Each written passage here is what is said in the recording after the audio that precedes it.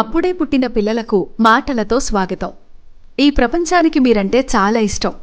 మీరెంతో ప్రత్యేకమైన వారు. ఈ ప్రపంచానికి మీ అవసరం చాలా ఉంది. ఈ మాటలు మనతో ఎవరన్నా చెబితే చాలా బాగుంటుంది కదా వినడానికి. మరి ఇవే మాటలను అప్పుడే పుట్టిన పిల్లలతో చెబితే వాళ్ళకేమైనా అర్థమవుతుందా?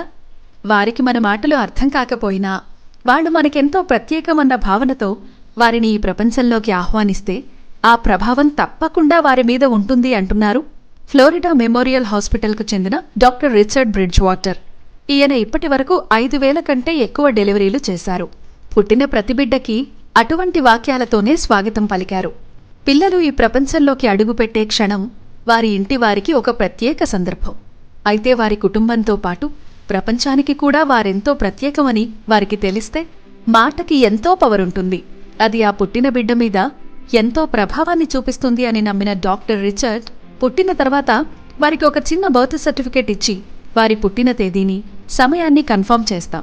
దానితో పాటు మీకు స్వాగతం, మీరు ఈ ప్రపంచాన్ని వెలిగించడానికి వచ్చారు, మీరు ఎంతో ప్రత్యేకమైన వారు వంటి వాక్యాలను రాసిన మరొక సర్టిఫికేట్ కూడా ఇస్తే ఆ సర్టిఫికేట్ వారెంతో ప్రత్యేకమన్న ఫీలింగ్ జీవితాంతం వాళ్లకు కలిగిస్తుంది అంటున్నారు.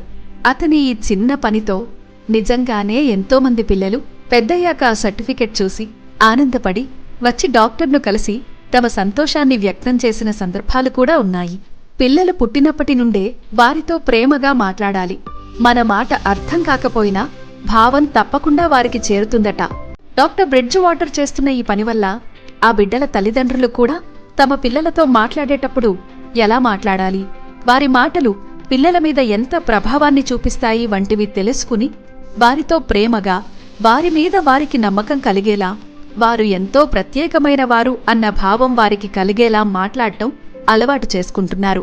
ఈ చిన్న ప్రయత్నమే పిల్లల్లో ప్రేమను, మంచితనాన్ని, సానుకూల శక్తిని పెంచుతూ వారి చుట్టూ ప్రపంచాన్ని వారు అందంగా, ఆనందంగా మార్చేలా చేస్తోంది. డాక్టర్ బ్రిడ్జ్వాటర్ నుంచి ప్రతి ఒక్కరూ నేర్చుకోవాల్సిన విషయం మాత్రం ఒక్కటే: మాటకి ఎంతో శక్తి ఉంది. దాన్ని పిల్లలలో ప్రేమ ఆప్యాయతలు నింపేలా వాడితే వారు రేపటి ప్రపంచాన్ని వాటితోనే నింపుతారు.